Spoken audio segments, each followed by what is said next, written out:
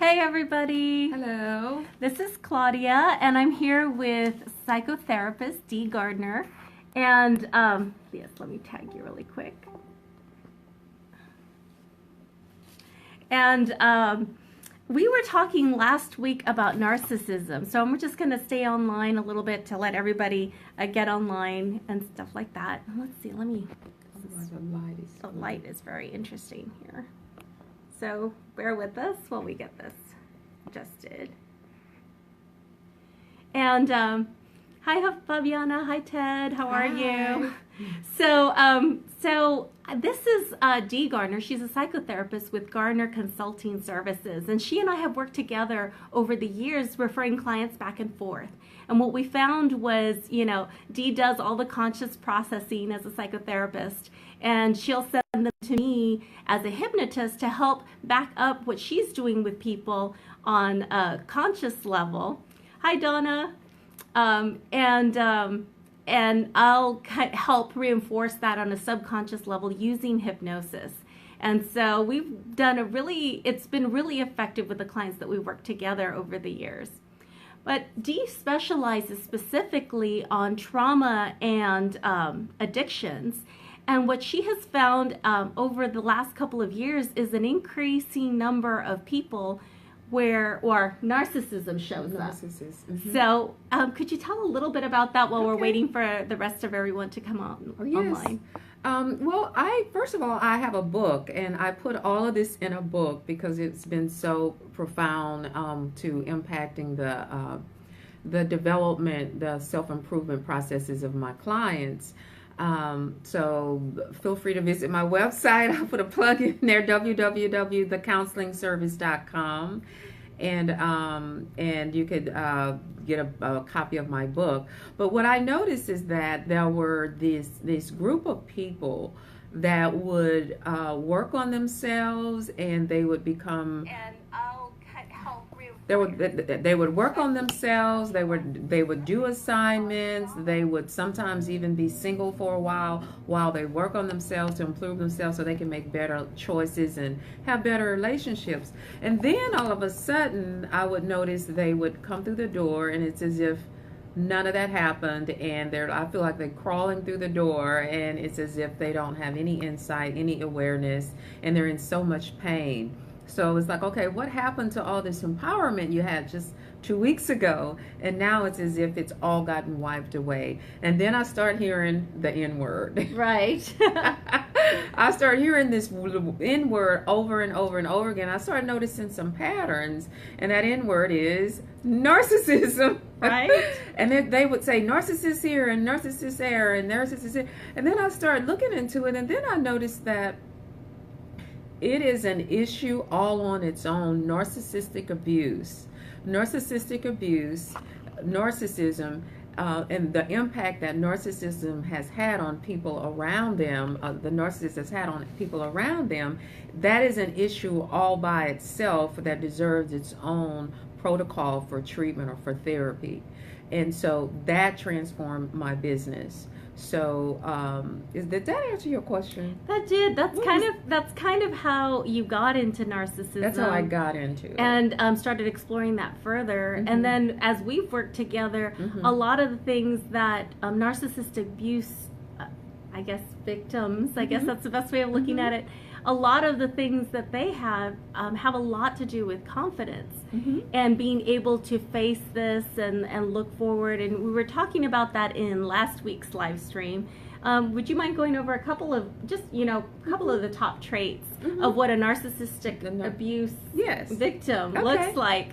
Well, I'll start with the traits of the narcissist, and then we can go into the victim as well. So the traits of the narcissist, narcissist is self-absorbed. It's all about them, and they will turn the conversation around where, let's say if you have a problem and you're talking to them, if you're talking to the narcissist, before you know it, they're talking about their problem. Before you know it, their problem is worse. Or they just interrupt you and change the topic completely. Sometimes they'll just hang up the phone, they'll just walk away. But one of the biggest things is that they're self-absorbed. There is a sense of entitlement. They feel like the rules do not apply to them. There's a superiority complex where they feel like that you are inferior. So people are mere objects is what they are. They are objects for their use because they are superior. And they're big time users. Is that kind you of could part call of it this? user? Yeah, using people are there for their use. Yes. Okay. They're there for their use, and so so there's a sense of entitlement. They need to feel special. They need to feel. It's almost like it's not almost. It's like an addiction. They have to feel special. They have to feel important, and they have to be unique. They have to feel unique. So as a result, they have to get certain things from people because that's where the specialness comes from, other people. They have to draw what we call fuel, narcissistic supply fuel from other people so that they can feel special, they can be on a pedestal, they can get the praise, the approval, the validation that they actually need it. And it's like a drug. It's more than like a drug. Okay. It's more like water, food, oxygen. That's okay, how that's important why they call it fuel. That's how important it true. is to the narcissist. So you have a narcissist running around, they're self-absorbed, they're bragging a lot, they need you to build them up and stuff like that. Right. And when they do that, who are they? Who do they target, and how? What is that person? Well, what is a person who has been targeted? What do they look like? What? What are they providing them? I guess they're providing some of that fuel, that adoration, maybe. Yes, the thing is, the narcissist, sometimes a person, there's one thought process out there that's floating over the internet that says they actually target certain people, but the thing is, this is such an instinctual behavior for them. It's such a drive for survival. It's an unconscious behavior, conscious and unconscious.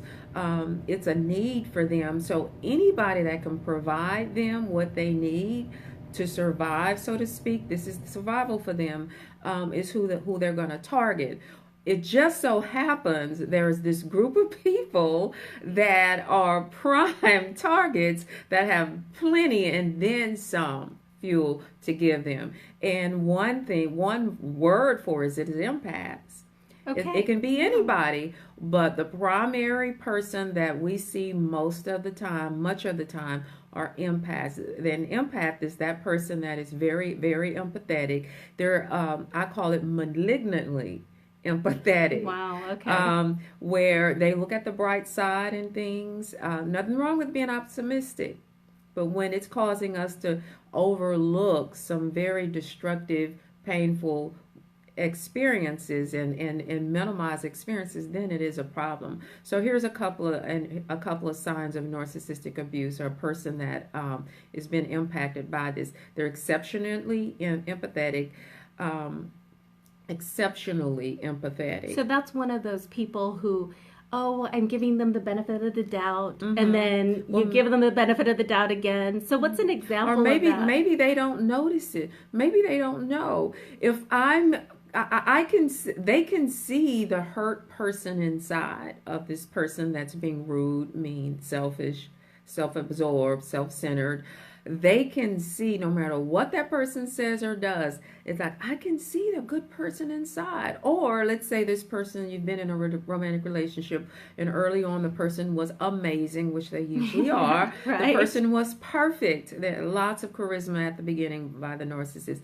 So then things start going bad. Earlier in the last video, we talked about the stages of this relationship. Devaluation. The devaluation stage starts, and here comes this Mr. Hyde. There was Dr. Jekyll, now here's Mr. Hyde. Who is this person that's being so mean, that's not being attentive, that's being self-centered, that won't listen? Who is this person? So then when that starts, the empath, this person that has this extreme reservoir of empathy and love and nurturing, is looking for that first person. Where is Dr. Jekyll? I know he's in there somewhere, right? 5 years later, 10 years later, we're still going through this chaotic, very painfully emotional relationship, sometimes physical abuse as well, or sexual abuse as well. Sometimes all that's in there, and we're still looking for, what about that other person? And the thing is, you get glimpses of them every once in a while. We call it crumbs. You get little crumbs every once in a while, and that's what makes this thing stay in place. Every once in a while, you might hear, I love you, or you might hear, I love you quite a bit, but the behavior doesn't change. The devaluation doesn't change. The insults, the pain doesn't change, not for a significant period of time. So that's kind of how I call it malignant empathy. Because if you have this malignant narcissist, you have this person that is behaving and with all these negative traits that we mentioned that a narcissist has and demonstrates in our first video, then there's got to be someone on the other side of that. It takes two. That's keeping that, yes, that has a role in not in the behaviors, but have a role in keeping it activated, helping it work. It has to work on somebody. These behaviors, they're doing this because it works. It has to work on somebody. That tend to be someone that's very optimistic, very empathetic, positive at all regards. No matter what, the person is going to look on the positive. There has got to be a bright side in this. Right. Now, I'm all about self-improvement. If any in my clients or my groups, I'm about believing in yourself, being positive, looking on the bright side. However, there is a line. There has to be a boundary. There has to be a limit. You do not need to destroy yourself at the altar of, or sacrifice yourself at the altar of narcissism. Yes. So those are some signs. Some of that. If you guys have any questions, feel free to ask them. And I've got, I'm looking at it on the other side, so you can go ahead and I should be able to see them this time. So if you have any questions about that, or any examples or anything about that, feel free to just pop in your questions from here to there. So I know that going back to the empaths, in the spiritual community especially, there's a lot of empaths. It just gravitates towards that. So it just seems like those people who are empathic and really can feel another person for the sake of their journey are really just delicious for the narcissist. Way to put it. Yes, and see now, these kind individuals, they're usually nice, they're usually very kind, they put others before themselves. They take this codependency to a whole different level. Okay, they put others before themselves, and so they have this this dread, this big fear of people not liking them. Of people being upset with them. I don't want to hurt anybody. And it's malignant. It's to the degree where what it does is it keeps narcissism activated in a relationship. Because underneath that, we're looking at a low self-esteem. The narcissist, with all their grandiosity, has this low self-esteem underneath, this inferior complex underneath. So they don't think that they're actually worthy of anything. They don't think that they're the narcissist on a deep level, even though that's hidden. They may not let you. Now, there is a certain type of narcissist that will let you know that, but at the end of the day, you still realize it's still about them and their superiority. But there is this deep-rooted shame in the narcissist that is inferior, and the empath has that as well. Although that person jumps out, takes care of things, takes control of things, they're giving, they're trying to talk things out. There is also a low self-image there. That's where the trauma bonds come in, and that's where the attachment style part comes in. So we had talked in the last video, we were talking a little bit about attachment style. You briefly talked about it and how that makes, you mentioned an empath, but there's an actual part of, I guess, the attachment style that makes you, for those that aren't empaths, or that if you're an empath, you have an attachment style. And that's what also helps this whole thing work. In terms of having this bad relationship or bad interaction with narcissists, attracting them. So what are these attachment styles so that we can identify ourselves? I'll talk about 4 attachment styles. Okay. Now, what is an attachment style? When a baby is born, that baby is in a survival state. There's that part of the brain. There's a physical part of the brain, the amygdala, limbic system. There's a physical part of the brain, and we use this in trauma work as well. That is needing to feel safe and secure and sound. They need to know the world is a safe place to be. They need to know that they are important, that their needs are going to get met. So when that little baby, that you have that newborn baby is needing changing, they know how to let you know, right? Right, they when cry. when they are hurt or uncomfortable, they know how to let you know. Also crying. Matter of fact, Yeah. they recognize mom, and they know mom is holding them right at birth. They recognize her. They know when an adult is holding them versus a child. They know when dad is holding them. If dad is bonded early on during those first few years of their lives, they know dad. So there's a sense of safety, and they need both of those to develop this well-rounded sense of safety in the world. So you know how you're holding a baby and we're just shaking. You ever wonder why did they just? I remember asking that one day. Baby. Why did they just standing there? They're just shaking. They're talking to you. And it's giving that baby, that part of the brain, a sense of safety and security. You're all right. You're okay. It's okay.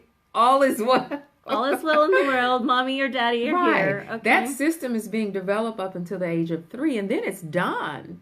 So now we have an attachment style: safe or unsafe, secure or insecure. What did we get up until the age of 3? Safe or unsafe? And so, and that's a whole. I have many videos on that, so you can go to my YouTube channel and check that out if you want to get more information. So, and that's going to be in your book as well, right? And there's a lot of information in the book as well. So we could develop a preoccupied anxious attachment style. So preoccupied anxious is that anxious person. So it starts when they're little. That, they're anxious, they obsess, they'll latch on an issue, and they hold on to it for dear life, and they cannot let go. So what does that look like in a child? And then what does that look like in an adult? In a child, you have that anxious child. You may have that restless child. They worry. That might be a very, very, very sensitive child, and they're needing more attention. That child needs more attention. That child needs, because they somehow learned anxiety is how I'm going to connect with people. Anxiety is how I attach with people. Okay. They may have learned it. They may have seen it modeled, but they became very, very anxious. Usually that comes from abandonment, where people weren't around. And so that was this sense of abandonment from one or both parents. People are going to go away. And so they got really, really anxious. So they learned to monitor the environment. Are they upset? Are they not upset? Or is it going to be nice? What can I do? What can I do? What can I do? Because I don't want them upset. I got to get what I want, or they're going to go away. So they have a heightened hypervigilant. They live in a hypervigilant state in monitoring the reactions, emotions, thoughts, and behaviors of other people, because they develop this attachment style where the premise is, I'm bad, you're good, and I need you. I'm bad and you're good. So something's wrong with me and you're a good. So as an adult, they're always exploring, I should have said it like this. Maybe I should have said it like this. Maybe I should have done it like that. Maybe I should have done it like that. Maybe I go, are they mad? Are you mad? Where are you? Why didn't you answer my call? Why didn't you return my text? Where are you? So this is the person as an adult when you send a text and the person you send a text to didn't respond in like 5 minutes or an hour. It's over. Right. They're going to leave. Okay. That's where they go. That's where their mind goes. Fear of abandonment. That is that preoccupied anxious attachment style.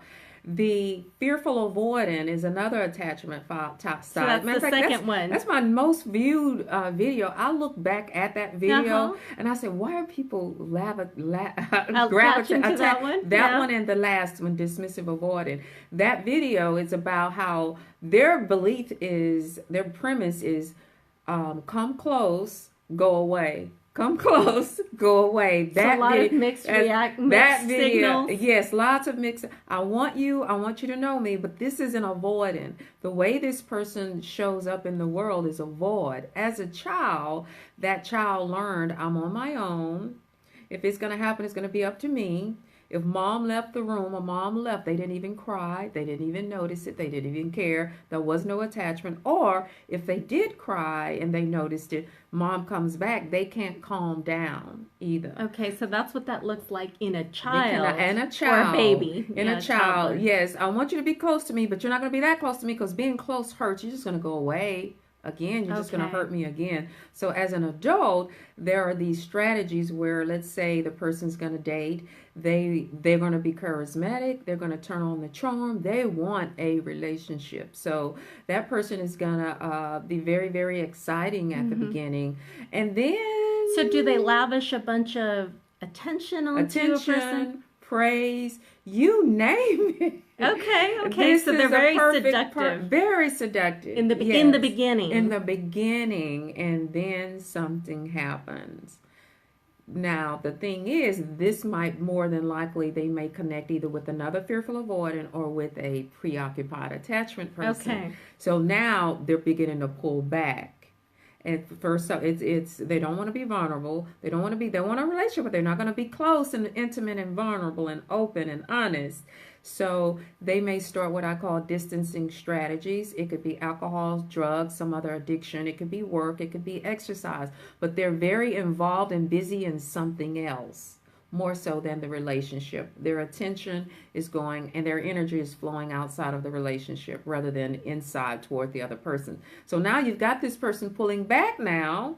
So it was dinners, it was flowers, it was, texting, lots of good morning texts, I love you texts, and all of that kind of contact. Don't ever go to bed without texting me texts. Okay, all right. And then all of a sudden, once they have you, it's like, where are they? Then they're too busy at work. They're too busy working out. They're too busy just doing other stuff. I'm going to get so close, and that's it. That's it. Now they got you. And now, if lo and behold, they are connected with Mr. and Mrs. Preoccupied Attachment, who goes nuts over that. And now that person's even more needy. And so there's this up and down, up and down, up and down drama. This dance back and forth between come close, pulling go away. Come close, I miss you, go away. And now you have people that's around them that might be confused by that. And then the other attachment style is the dismissive avoidant. Okay. Now the dismissive avoidant is not going to do all of that. They don't want to be bothered with all of this drama. Okay. The dismissive avoidant emotions, they keep them at bay. They're like, I don't even do emotions. I'm not going there. So when someone says, don't you want a relationship? Don't you want love? I don't need all of that. Now they may be in a relationship and they will put charm on because ultimately they do want love. Ultimately the person does want a loving relationship, but they just don't know how to maintain it. Okay. So they're an avoidant, so they don't want to be close, and there's a fear of getting closeness, fear of intimacy, being vulnerable, open, and honest as well. However, this person does not get very emotional. They shut down, they withdraw, they detach, they hide, if that makes sense. Okay. So that's the dismissive one. So they don't do that back and forth dance. No, as much. They might just decide to peek their head out and say a little something. Are you okay? And then they go back and then hide. they go back if that much. But for the most part, the dismissive avoidant rather avoid that whole drama thing. I'm gone, and they're waiting. They're Why don't this person just leave? They don't want to. They don't want to leave the relationship. They don't want to hurt people. They don't. That's not the intention. Why don't they just leave? So they're just going to be negligent. Is that the right word? Yes. Until they're going to neglect yes, until the other person leaves because they don't want to hurt the other person. They don't really want to hurt the other person. So we've got Mrs. Preoccupied, Mrs. or Mr. Preoccupied Attachment Which saying, is, what do you want to do? What do you want? Come. We have fearful avoidance saying, come close, come away. Go away, come close, go. Now, if Mr.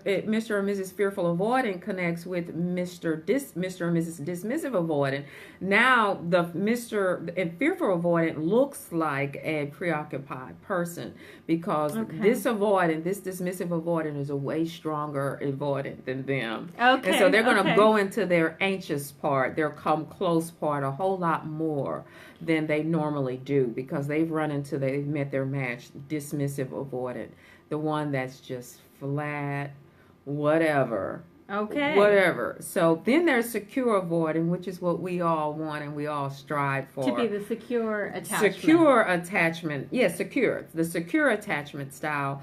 That person is okay being close. That person's okay being vulnerable. That person also knows when they need their space, and they're okay letting you know they need their space. And they're not going to deal with the drama. If you need me to call you every morning, I'll call you in the morning. If you don't, I'm okay doing that. So if you want to end this, we can end this. If you want to work on this, we can work on this. But I'm not going to do the pull game. I'm not going to be a puppet. They verbalize what it is they want. They verbalize their needs, and they're willing to give and take. So they're gonna hold you to it. They're gonna hold you accountable. Just say what you mean, well. do what you say. Yeah, you're gonna show up in this relationship. If you're not gonna show up, then this relationship will not be here. That can be a job. That can be a friend. So that's what we all strive for. Okay. You can learn that. You can learn to have that, especially Mr. and Mrs. Preoccupied Anxious. You can learn to where these things don't bother you. So which one of these becomes, which one of these tends to be the empath, and which one of these tends to be, or are all of them could be that, or which one, which one does the narcissist like? The preoccupied anxious and the fearful avoidant tends to be the one that the narcissist is going to be drawn to. The narcissist is this dismissive attachment style. Everyone with the dismissive attachment style aren't narcissists, but that's certainly where the narcissist lands. The dismissive attachment style. There might be some narcissists that are closer to fearful avoidant, but at the end of the day, it's all about them. Sometimes the fearful avoidant really does want to connect, but the narcissist doesn't. So, but for the most part, the dismissive avoidant style will more than likely be the narcissist. So they're going to be drawn to that. There's a lot of, they're going to be drawn to either one of those. As if they can get them some drama, if they can get some chaos, which is going to be the fearful avoidant or the preoccupied attachment person, that's who they're going to be drawn to. So what happens is a trauma bond starts with that narcissist. So the narcissist is being more flat, more consistent, more stable. And then the other person is chaos, and they're all up and down and up and down. And then that combination creates this very, very, very strong type bond. You have this person that's needy and wanting to connect, and you have this other person that's pulling away and that's not about to connect like that. And we can't let each other go. Okay. That drama creates something in the brain that causes it very, very hard to break up. All right. Well, I'm having a little bit of trouble loading on my other other one, so I don't know if you guys are asking any questions. But I'm wondering if you guys have any other questions. Really, well, I can't see them if you are. So we're gonna try to log on the other side. Yeah. So now you've talked about where the attachment styles come from based on childhood, that early childhood stuff. Yes. And then after that, you kind of talked about how that creates the attachment styles, and then which one kind of is how you end up shaking out. So what are other things that you could do? How does the attachment style, you kind of went over the overview of how the attachment style ends up working with the narcissist, but how does that play out in other parts of your life so that you can better understand, especially the one that is the fuel? How do they play out? So you're saying, I'm sorry, I'm not understanding the question. How does what are other examples of the attachment style that is the empath style? Okay. How does that show up? Okay. So there are different things. The attachment styles and empath can be either of the preoccupied or anxious or the fearful avoidant. So you're wanting to know what are some more of the traits of the empath? Yeah. Well, so you've got the empath running around, and they are the anxious type. Because they're wanting to connect, they're wanting kind of pulling. They're very emotional. And trying to pull in. And part of that is because empaths tend to be very open-hearted, Mm-hmm. and so they just feel Mm-hmm. everything Mm-hmm. that might be in the room. I know that Yes. that's been the case for that. Yes. With myself as an empath and with all the other empaths that I know and run into, where you just suddenly feel what's going on with the other person. Right. And then those of us that are on the spiritual journey, we're going towards positivity and we're wanting to see the silver lining in everything. So we give them all kinds of passes. So once we get sucked into them, right, or Yes. plugged in, Yes. then you mentioned that we create a bond with them, a trauma bond. Yes. So can you talk a little bit about that to kind of understand yes. where that is? So a trauma bond. So if you're talking about your relationship to someone and that other person has this strong reaction and you do not, that's a sign.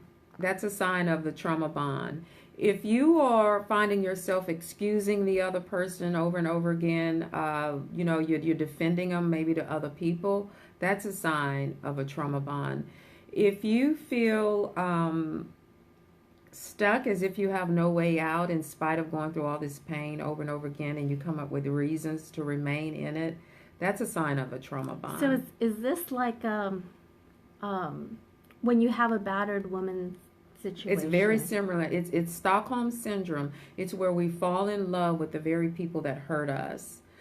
When there's something there's a shift in the brain, there's something that develops in the brain when you experience good and then you experience bad, then you experience good and then you experience bad, and it goes back and forth. There's something in the brain that makes you attach and bond to a person like that. Whenever that's happening, that's one of the reasons why narcissists find the nice mean cycle so effective. Is because there's something that makes you very, very attached to that person. And so an empath is just always going to look for that nice, and they overlook dishonesty. When someone says, that's not true. You believe that? They come up with 50 reasons to believe something that is right there in front of them. The narcissist might say, what would be something that a narcissist might say and the empath would overlook? The narcissist might say, I really care about you. I love you. Okay. Yeah, I like that. Okay. Say, I love you. And then the empath is going I just need some time to think about what I want to do. This is why I went to the movie. I was hanging out with my ex-girlfriend and my ex-boyfriend this past weekend or last. But I care about you. So they do. They're you're the most important thing in my life. Wow. I have to spend all this time over here doing with your ex, with my ex, with family, with friends, with work, with alcohol, with drugs. With their I just need project, time for myself. But you are the most important. I just don't have time. I just don't have the time that you're asking for. So that's one way. That makes sense. Those said that the classic, that wasn't me. Oh, okay. That wasn't me. That was me. I don't know why somebody would text me something like that. I don't know why I have someone else's clothing in my gym bag. Yes, they'll come up with a reason. There's always a reason. It doesn't have to make sense. It doesn't have to be true. It doesn't have to be rational. But the reason is there, and for some people, that's enough. Just give me a reason. Give me something to believe. Okay. I need to believe good. And I have a couple of questions. Okay. Hi, Jennifer. I'm catching up with you, and you were talking about how your husband went from second to third person, and why? Let me see. So he was saying that that he was unworthy and needed he needed to die, and already he knows that he's not going to be forgiven by God. So that's that shame coming up for that narcissist. That's the shame. Okay. And then also that he's only good to work and provide for himself and for your daughters and for his daughters. And then he went from second person to third person. So she's kind of curious, is that all just the crazy making that a narcissist does, or was there more to that? So what I'm hearing is that the person was talked more about being about self-interest. There were more it's about me. It's about what I need to do. and now I'm no good, self-loathing. Mm-hmm. I'm the scum of the earth. I'm no good, And I'm only good for one thing. I'm only good for one thing. Okay, so if in fact this is a narcissist has these high standards for themselves. They are superior. And whenever there is any indicators that they are not, when you look around, it's obvious that they are not perfect, right? They plummet. So there are different types. So this would be more like the moderate, the one in the middle, the mid-range probably. The one in the middle is what we call covert narcissists. They're very covert. So this person will feel very emotional. They may have, they have this idea that I'm this, but then when I look around and my family doesn't look like I'm this, I'm all of that. There's this environment, there's these people, there's this child, there's this partner that is telling me and criticizing me, and it's obvious that I'm not reaching these standards, these standards of perfection. Then they plummet and they go to the other extreme of self-loathing. Remember, it's still all about them. So they feel so let's say the idea is that they're supposed to provide for the family, or they're supposed to be the providers. If they're not living up to then they don't live up to their standard of what it means to provide, then they're like, "Oh, I'm not good at anything," or all that kind of stuff. I'm horrible. And that's not about now one of the things that we're mistaken, if it's a narcissist, if this is a narcissist that's doing this, they're not doing this because they're not pleasing you. So it's about them and not them not going to their standard, not about being able to actually provide for you, or actually do what they're supposed to. Wait a minute, I'm not God. Oh, wait a minute, I'm not superior.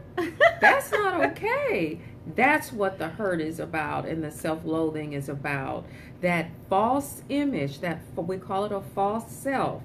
They portray this false self to the world, and then if that crumbles and you get to see what's behind that false self, it's self-loathing, it's low self-esteem, it's less than, it could be some suicidal thoughts, suicidal thinking, woe is me. That is still a way of getting fuel. They're still, because then you go after them and you're like, no, you're much better than that. Yes. Don't commit suicide. Don't do that. Not that they were actually going to commit suicided. It was just a way of creating some drama, and they sort of feed off that drama. They may, but they don't tend to.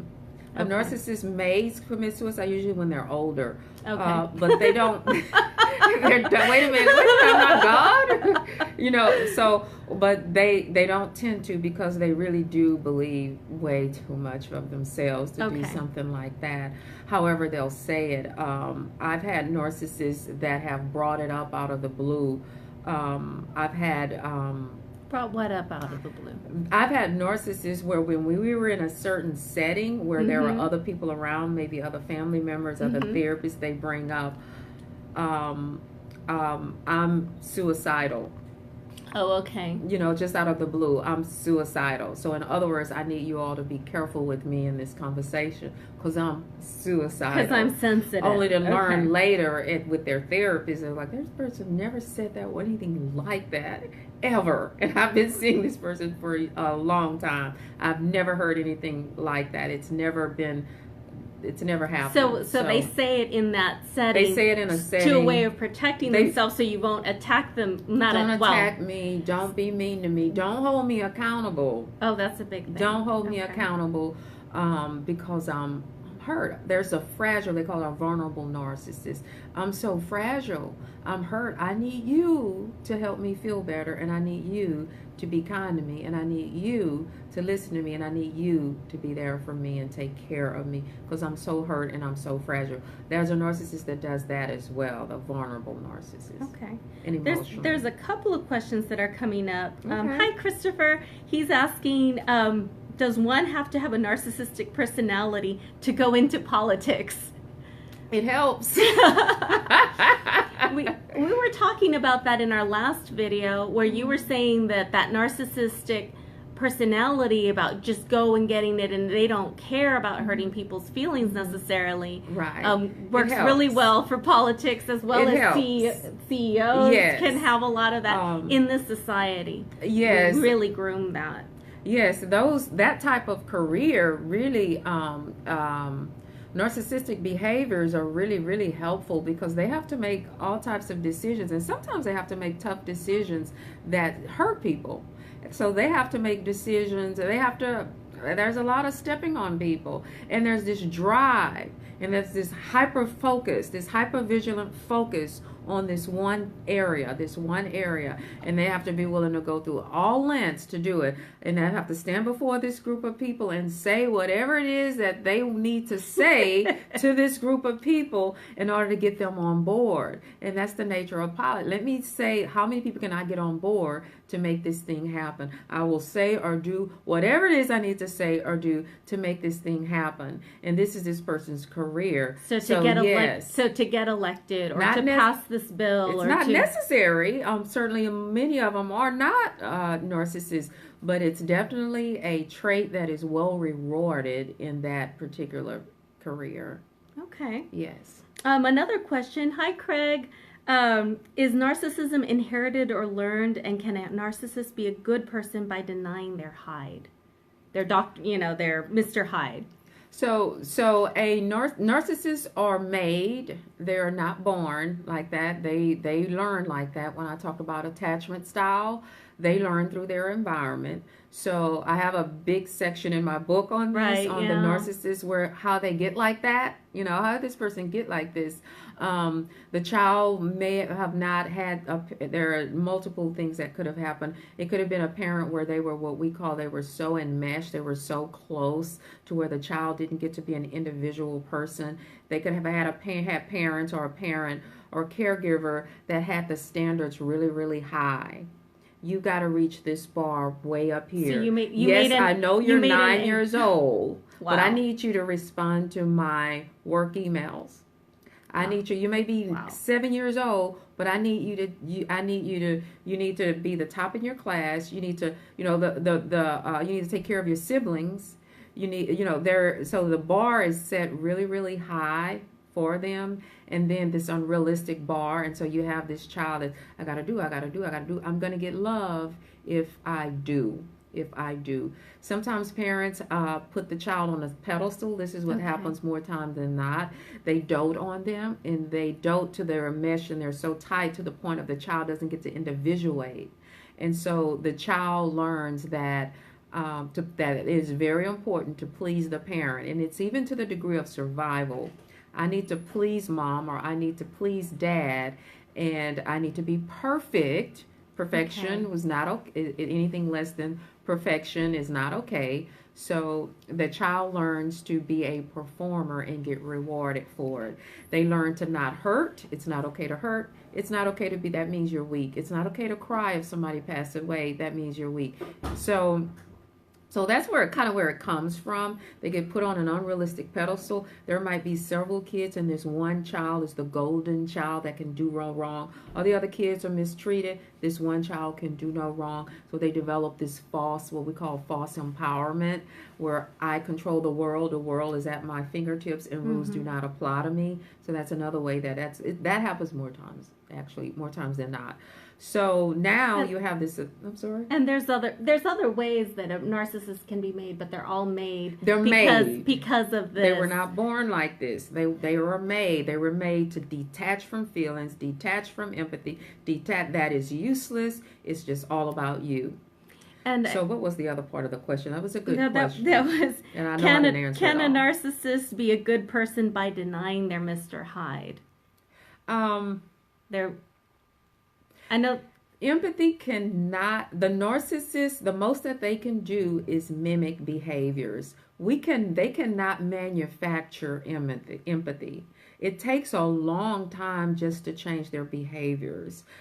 They learn to mimic empathy. They learn to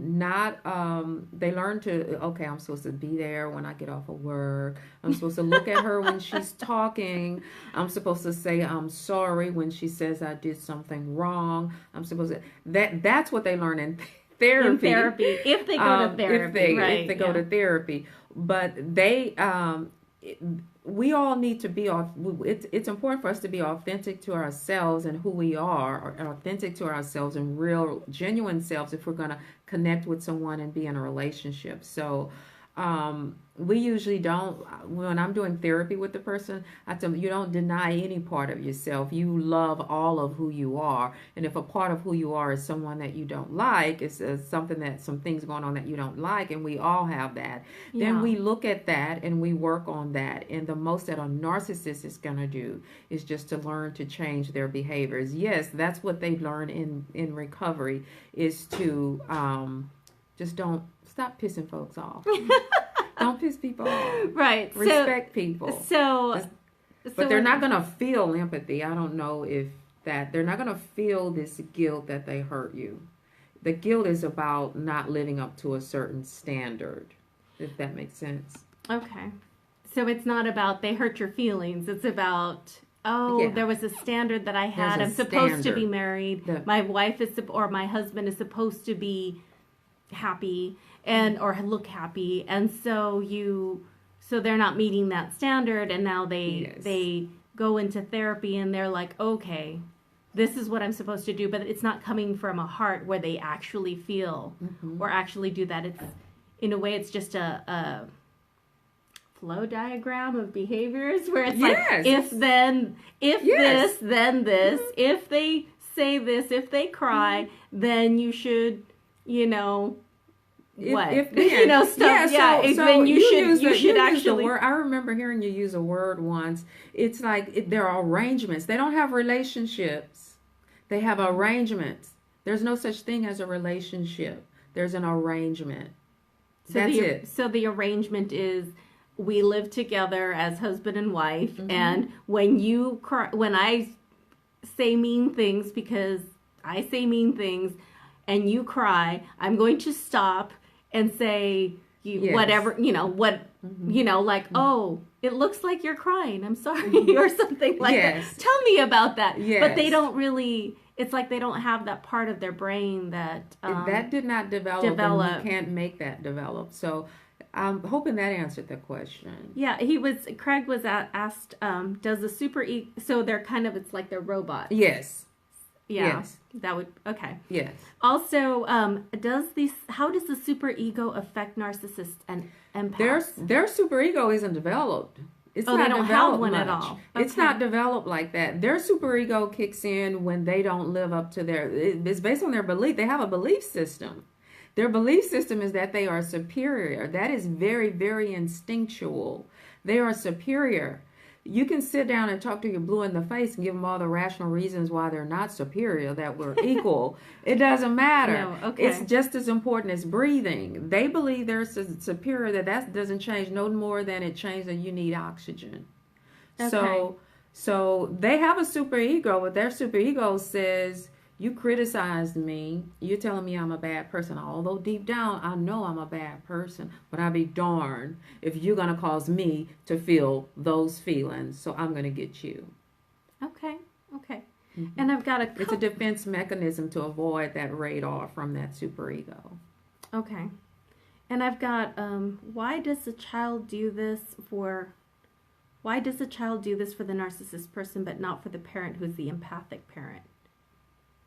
Yeah, so when you have a family structure where one person's the empath and one person's the narcissist, and the child end up doing whatever the narcissist wants, and then they, beat up, or they're not nice to the empath. And then the child sides with the narcissist. Right. Why did the child side with the narcissist? First of all, the family is under this narcissistic spell.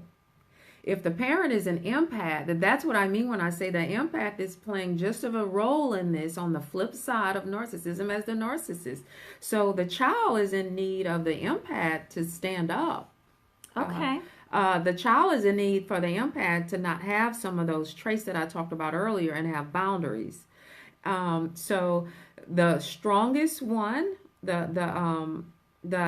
I don't have enough information to know why, if the child closer to the narcissist, what happened that the child got that close to the narcissist, where the narcissist was able to influence the child like that. So something happened that they are that close, and that you have this triangle here, which is usually the case, and you have the stronger personality there. It sounds like is influencing the child. So the empath, it's important for the empath to develop a certain relationship with the child, a sense of empowerment. If you're the empath, do you feel empowered? Do you demonstrate empowerment? Do you have boundaries? Are you consistent with your word? Do you say no when you mean no? Do you say yes when you mean yes? Do you have these boundaries with the child as well? Or do we have a child that's being raised to be a narcissist that is getting everything they want, that is feeling a sense of entitlement without any boundaries? So if the empath is demonstrating these malignantly empathetic behaviors toward the adult narcissist, there's a chance that they're experiencing these malignant empathy behaviors with the child as well. So if I tell a person, if you say someone's walking all over you, I'll show you someone that's lying down. Oh, that's right. I'm really direct with. If you say this person's walking all over me and using me, you mentioned the word use, someone allowing themselves to be used, and we can come up with a million reasons. It's because of money, it's because of health. We can come up with a million reasons as far as why we allow ourselves to be in this situation. But the thing is, it's nobody's responsibility to get you out of that situation if you're in a situation of being hurt, but you. So it's your responsibility. So it's the empath's responsibility to stand up, figure out how to create a boundary, enforce them, be consistent, get support, and stand up for themselves, and stand up for yourself. So that because we end up under, they call it like a cult. There's a video out there somewhere floating around about it's a family cult. Oh, a cult. People get it kind of under narcissistic behavior. They're manipulative, and they're very skilled at this because this is so instinctual. And they're charismatic oftentimes. They're very charismatic. It is, and my heart goes out to a person in a relationship with them, because people side with them. They're powerful sometimes, and they're influential, and people listen to them. They're very they can articulate, very eloquent. So they can win the room. They can win the attorney over. They'll win your attorney over. You're going through a divorce. They'll win the judge over. They'll win the jury over. They'll win the courtroom over. So they have that ability to be charismatic and have everybody on their side. They live in a strategic mode. They live there. That's right. They stay there. You mentioned that in the last time. So here you are. You're reacting to some emotions, trying to be fair. All they have is strategy. I win, you lose. I'm up here, you down here. They live there. They don't ever step outside of that. And so they get very skilled at it. And the world rewards them for it, unfortunately. They win a lot of times. So that is unfortunate. It is unfortunate. Well, we're about the end of our time for today. Thank you guys for all these questions. The one that hi Kim, I know we were getting to yours too. She was asking about when a person is moving into a more spiritually conscious life. How do these family relationships? How do you do that when you're more spiritually conscious? I don't know if we have enough time to answer that question now. Yeah, and some of the questions that I don't get to, I will respond on Facebook. I'll type a response on Facebook as well. So the thing is, use what you're learning. Spiritually doesn't mean doormat either. Somehow there's this thought process that being spiritual and humble means doormat. It doesn't mean being used. It doesn't mean being doormat. And it doesn't mean not having your voice. To have internal peace does not mean you allow people around you to exploit you, use you, lie to you, and disrespect you. That's right. So that's my fast. That's a short answer. So I think that there's a spiritual teacher that I've heard talk about this, and very, very clear that when you have this is to the spiritual people who look at us with having soul contracts and different things like that, and we're in a relationship and we feel like there's a reason to be in that relationship and we stay there maybe a little bit longer. That's part of the always giving them the benefit of the doubt and looking for the silver lining. I think that a lot of times we do. But one of the things that was very clear and that I've heard in several spiritual teachings has been like, when abuse happens, the contract is over. Mm-hmm. You know, at that moment, it's the contract is over. Mm-hmm. And so I just keep that in mind when you're, as an empath, as you go through your spiritual journey. Once there's abuse, the contract is null and void. So I'd like to throw that out there.